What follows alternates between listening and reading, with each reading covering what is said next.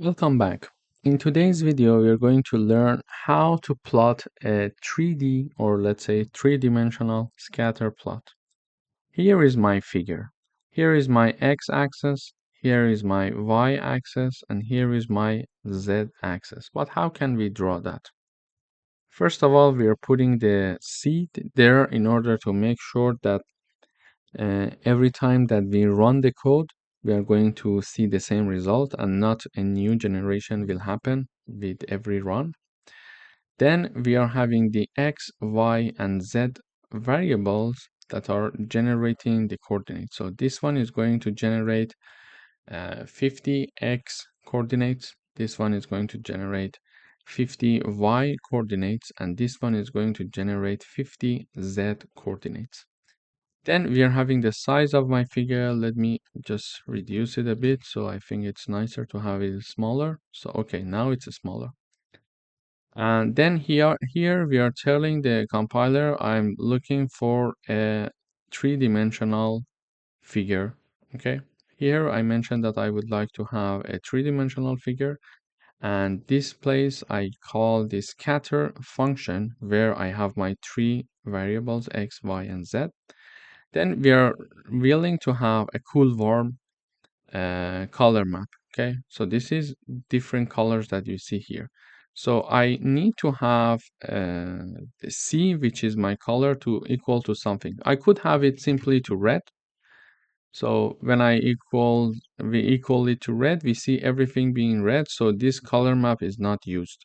This color map is only used when we are having unique values for each data point. In order to have a unique value for each data point, we can have, for example, we can equal it to the numbers that generated for the x, because in x, for example, we are having many numbers, 50 numbers that are randomly generated between 0 and 1. And it can be, for example, 0 0.11, 0 0.52, 0 0.70, etc. until the fifth element. Okay, the fifth element.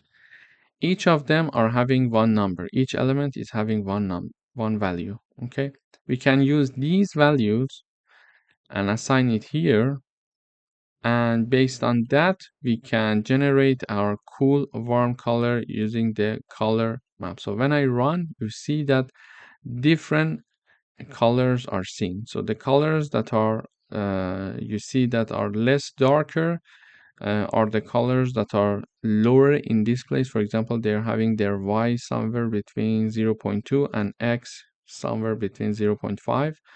But the colors that are darker are somehow having the larger x and y values in the coordination.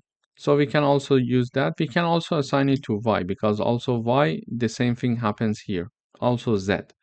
So when I have the y, you will see that the colors are different. And then I'm having the size 50 for my figure. I could have it to be 500, for example. It would be very big for each of the data point. They are much bigger.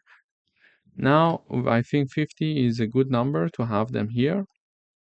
We are having the transparency level 0.8.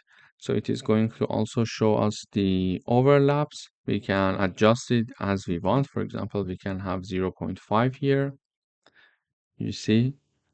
And finally, we are having the edge color black. So the edge color and the outer layer of each data point, it's black. We could have it, for example, green. So when I run, you see that they are green now. You see the edge color, it's green. So we can change it as we want as well. And finally, we are labeling the X, Y, and Z axis and the title of the figure. In this video, we learned how we can have a three-dimensional scatter plot. Thank you for watching.